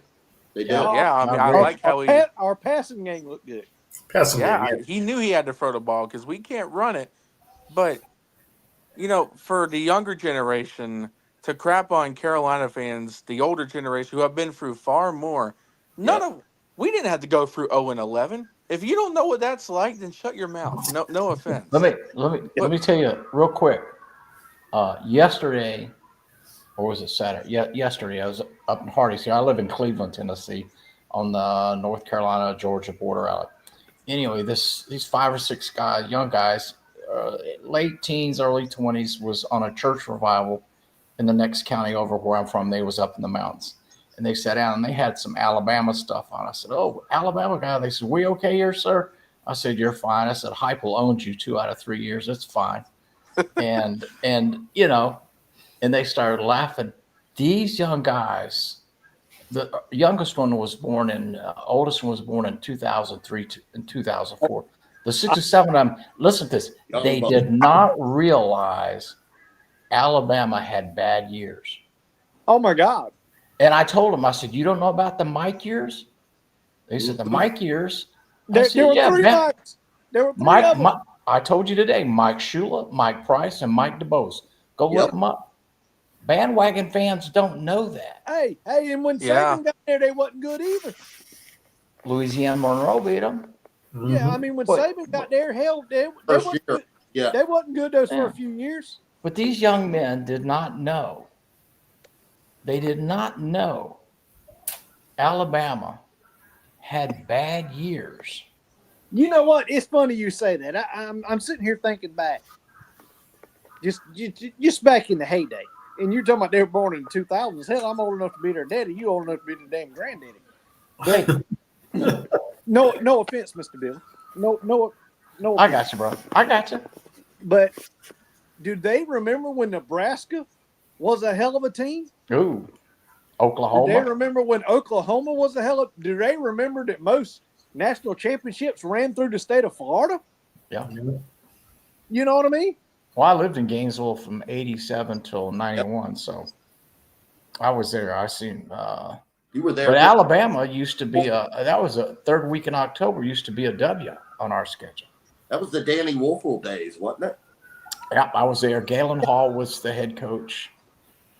And then Spurrier came and the rest was history. Spurrier came from which college? Duke. And guess what? Took Duke to their first ACC title, brother. There you go. That's a trivia question right there. Where was Steve Spurrier from? Tennessee. Florida? Johnson City, Tennessee. Yeah. Johnson And he- City, Tennessee. And he's hated Tennessee all his life because they didn't recruit him because they ran I think a single wing offense and he just didn't do it. He's always been. Do you know? Story goes when he got done with the Redskins. Well, that's what I call them. Y'all call them Commanders. Y'all call them whatever. Redskins. They're Red. the Red- Redskins. When he got done there, he called Florida, and you know what they told him? No, we're not interested, and that's why he came to South Carolina. Yeah. That's the story. But I also will tell you this: just like any other man. Now, I'll be married 20 years come March. Okay. I've had success in my life and I've had failures. All right. You know, we've all had both. Yep. But my wife has been there tit for tat with me the whole way. And Jerry Spurrier has played just a bigger role as his coaching on the field with the money she brought to South Carolina. That was more Jerry than it was Steve. Yeah. I've seen a documentary on that too, not too long ago. And those are facts. That's the reason why it's called the Steve and Jerry Spurrier complex. Yeah. Hey, I got a question. Who do you guys think is the best SEC football player of all time? Bo Jackson? Bo Jackson, hands down. Yeah. Herschel Walker or Bo Jackson? No, Bo Jackson. Bo no, Jackson. Sir. No, sir. Bo Jackson, his career got ended. Yeah. Because he just overpowerful and his bone come out of his hip. Hands down, there's no. I grew up in that era. Bo knows everything. You know what I mean? Bo Jackson said his biggest mistake was playing in the NFL because baseball was always his first love. So, Yeah. Well, and guess what he is now? He's now a professional archery shooter. Yep. Yeah. Yep. If on the same level, if you talk about greatest NFL running back, and it's always just an opinion, but if there's any doubt, you can go on YouTube and look at Walter Payton. Jim Brown. When Jim Brown went through the line, he went looking for running backs and linebackers to run over. I'm a Bears fan. I'm always going to say Walter Payton. Yeah. Jim Brown was by far. All right, me and Chuck brutal. just talked about this the other day. Chuck, who you think the best NFL running back's ever been? Barry Sanders. Damn right. I agree with him. He's up there. Earl Campbell's not bad. All right, who do y'all think the best NFL quarterback's ever been? And take away the damn championships, just legit. I was going to say. In other words, ask it like this: if you was an NFL owner and you could pick a team, any era, any year, who would be your quarterback?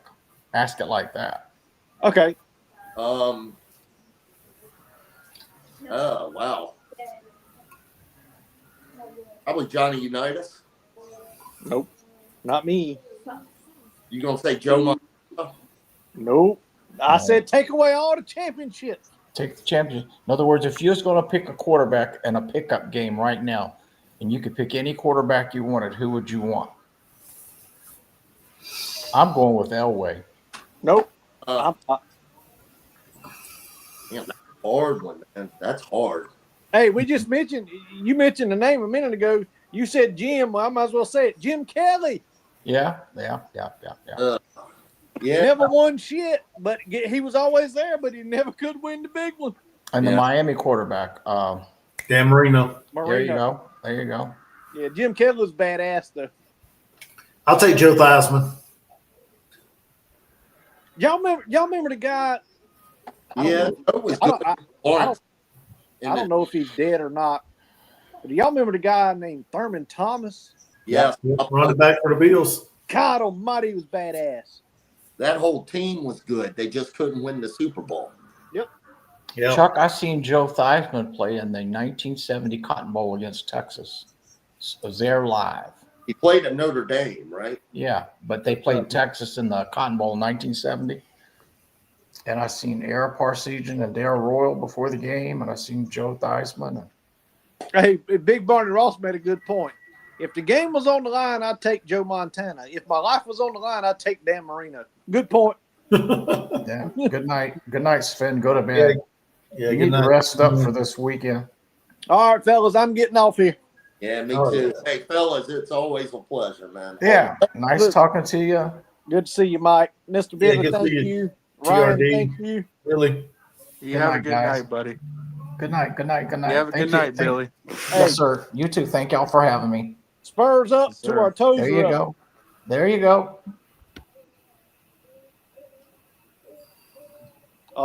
Pints Home Store said, "Can I come on, brother? We appreciate you being here. We're about to wrap it up." Yeah, we're getting ready to wrap it up. What's up, Rob? He said, yo. I don't know what that means. Are you trying to come on, Rob? He said, give him a second. So I guess he wants to come on and talk to you, Jordan. Well, I hope he went back and realized what he told me because I quoted it verbatim. Quinn Broom wants Staubach. Roger Staubach. What? That's Come what on. he said. That's what he said. He was good, but you know.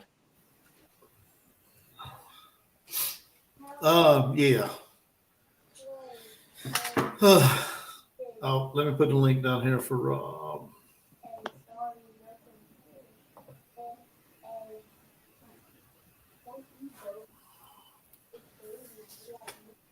There it is, Rob. Come on.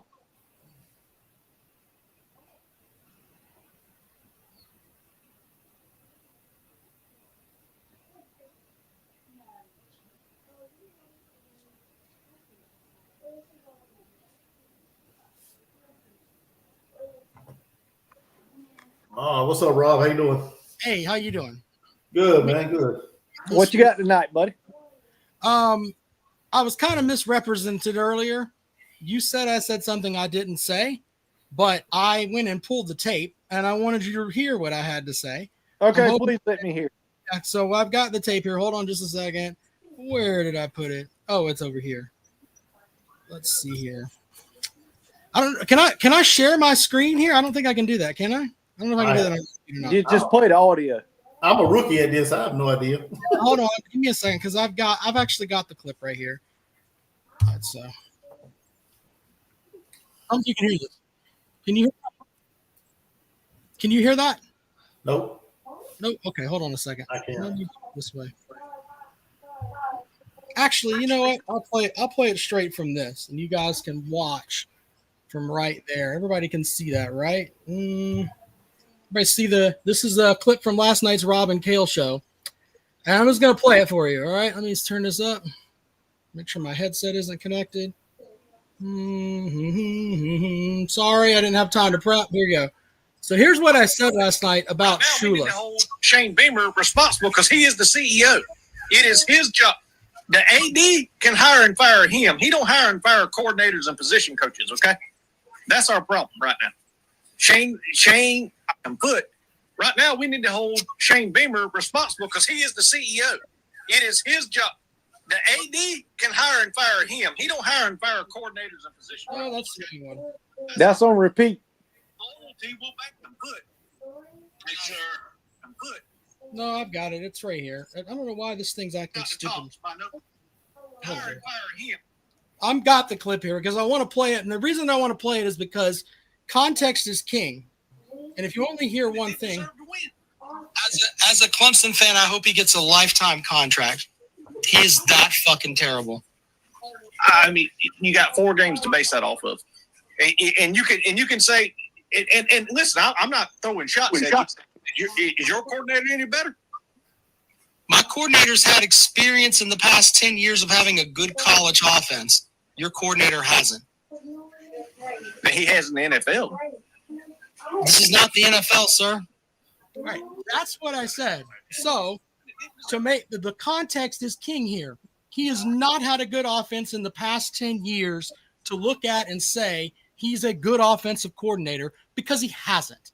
All right. The last time he coached in college, according to his bio, his last time coaching in college, I mean, I have to go all the way back to 2006. So, and an 18-year period, okay. But in the past decade, he doesn't have any college coaching experience. Okay, I'll admit. Okay, if you said 10 years, I didn't. That's exactly what I said. That's exactly what I said. Now, you implied that something that I didn't, and I understand that you were mistaken, and I appreciate you and Gamecock Chuck's program. But here's the thing. You guys have Gamecock fans that listen to your show, and there are people that really like your show, and they think that I said something that I did not say, and then it puts my integrity on the line with our program. No. It don't put your integrity on the line.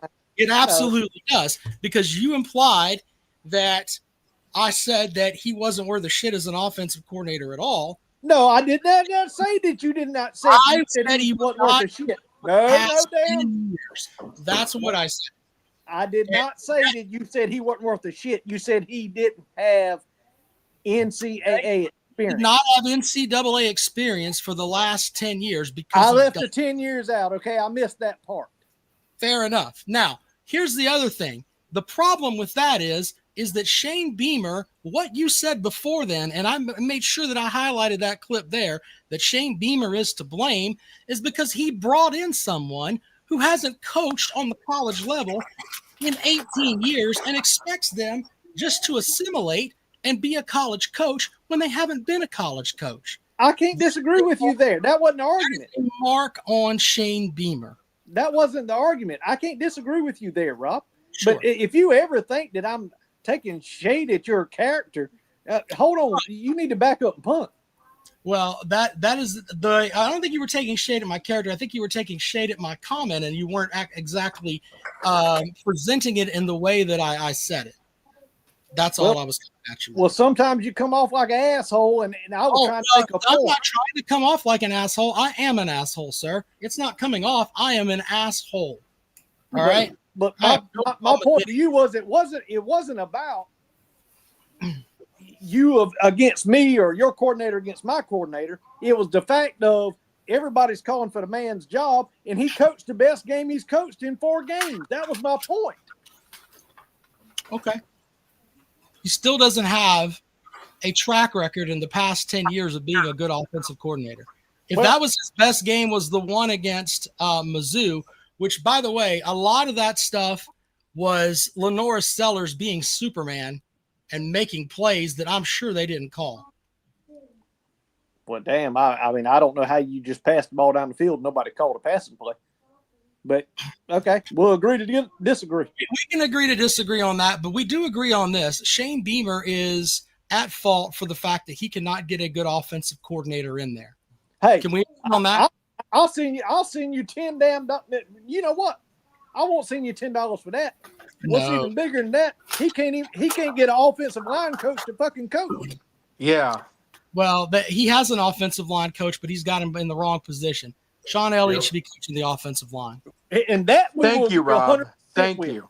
We will agree We've been saying 100%. that for a long time. Yep. And, Yeah. and I've been preaching that for 3 damn Jordan, years. I have nothing but love for you, sir. And because I appreciate your passion and your love for your team. But I just want to make sure that when I say something, that it gets put out there and it's correct. Now, Billy said something that I did say earlier that was correct. I think that Shane Beamer's there because he has 2 wins over Clemson and the win over Tennessee. If you look at his SEC record, it's dog shit.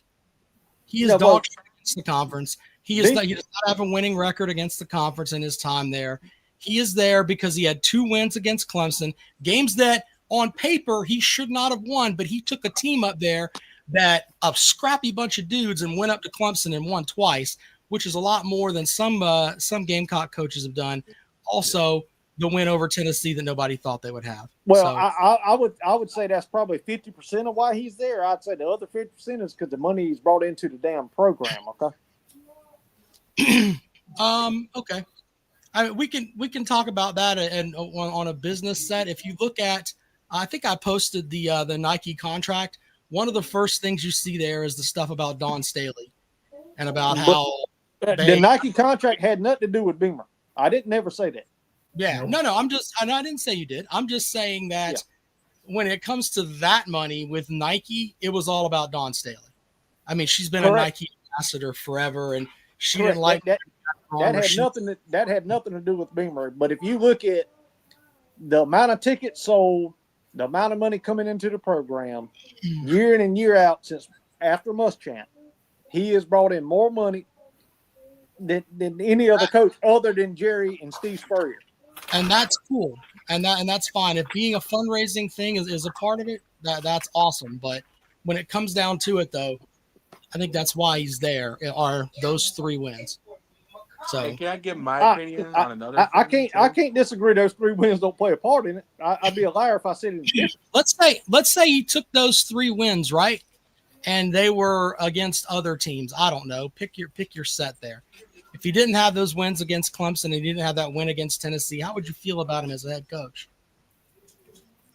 Basically the same way I feel about him now. He's a 50-50 head coach. You know? Bullish over there has a comment that says it wasn't Garrett Riley's offense at TCU, Rob, FYI. It was Sonny Dykes, and it's showing. Okay, look, I have to break this down for you. All right? When it says offensive coordinator, it had Riley's name next to it. You can call it whatever you want, but he was the offensive coordinator. Now, on that front at Clemson, he has been dog shit this year. You're not going to sit here, and I'm not going to sit here and blow smoke up your ass about it. And then he says, how about you worry about the dumpster fire in Meth Valley? Sir, you cannot talk to me about college. Whoa. Wait a minute. Wait a minute. I can't see you from the championships. Rob, hold on. All over the place. There's championships here and there and everywhere else. Rob. Throw rocks at the throne, sir. All right, go ahead. Hold your horses. You're on our show here. Yep. We got our people in the comment section, so please don't badger. Please don't badger.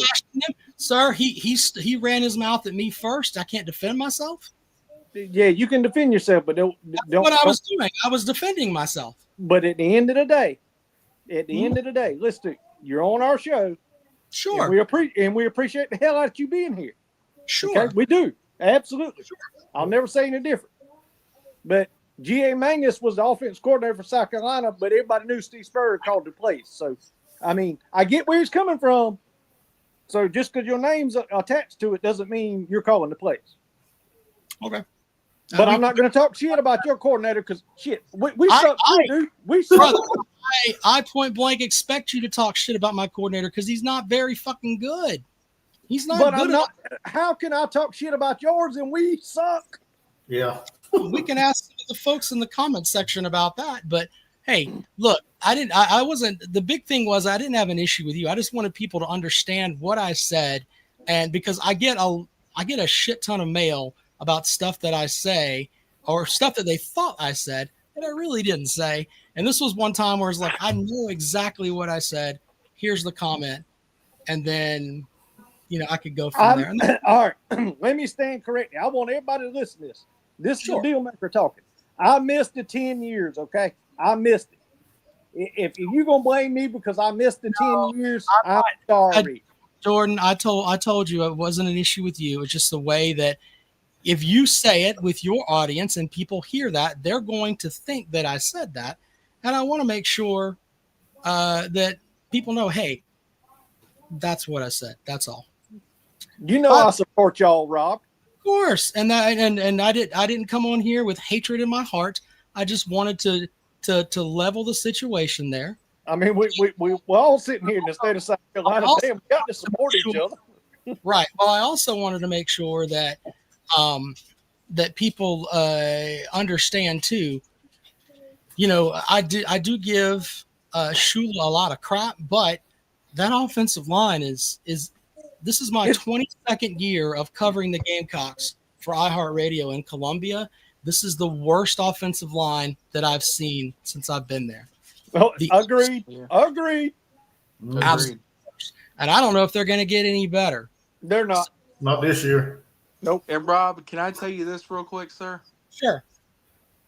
I don't know if you know who I am, but I want to say I tune into you and Jackpot's show all the time. Yeah. And I truly love y'all. I'm a shy commenter, so I don't comment a lot. Appreciate that.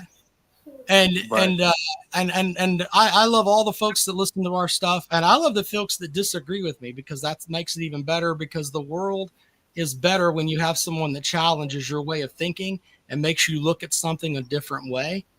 Well, can I quote something that not too many of y'all might agree with? What's that? When debate is lost in conversation, that's when wars happen. Oh yeah, well, you and I aren't gonna go. I would just be like, "You deal maker, you said the wrong stuff," and then I would just go about my merry way. No, you know what I'm quoting, though, Rob. I know what you're saying. It's just funny. Anyway, right. I haven't talked to you in a while, Chuck. I really want to do some baseball stuff this year, Chuck. I really, really want to do that. So I don't think your Gamecocks are going to be very good, but I want to do some baseball programming. If you would, I don't know, you need to email me or whatever. I mean, Jackpot gave my phone number out to everybody. Every time I get damn 50 text messages. Hey, when he did that, Rob, that was bullshit. I don't know why he did that. He was just drunk, but it's pretty fun. Every time Clemson loses, it's the loss of Syracuse. It was like 46 text messages. You lost to the. As mad as I might be with somebody, I would never drop their number in these videos. No. So. Yeah, but Rob, I just wanted to say I support you, man. I support you and Jackpot's show. Jackpot and I have been doing that thing for a long time. It was. I remember listening to y'all when y'all had the Comrade on. Well, since the Comrade and I started doing the show, we have over 1 million downloads on our podcast. So, which is just a recording of the YouTube show. But when we started, it was just a podcast, and then Jackpot said we should do it on the channel, and we just did. But I don't know. It's crazy when you step back and look at it, but it's also cool at the same time. So. All right, fellas, let's wrap this thing up. Appreciate you, Rob. I stand corrected, y'all. He said the last 10 years. I stand corrected. Thank you, sir. Appreciate it. See y'all later. All right, Rob. Good night, Rob. All right, man. All right. What's up, P Digits? Welcome in. All right. I think that's going to do it for tonight. So, yeah, I think that's going to do it for tonight. So, appreciate everybody for stopping by. Make sure you hit that like button on your way out. Subscribe if you're new. Spurs up till your toes are up. But just to let y'all know, our platform's getting bigger because he wanted to come on and confirm what he said 10 years. So that lets y'all know. Please like, comment, and subscribe. We'll be back Friday night. Gamecock Chuck. Yeah, we'll be back Friday night to do the Inside the Sandstorm. We're going to talk about Kentucky. I know Big Barty Ross wanted a prediction, so he's going to have to come back Friday to hear it. So y'all come back Friday, 8 o'clock, and we will see you guys then. Have a good one. Later. Thank you.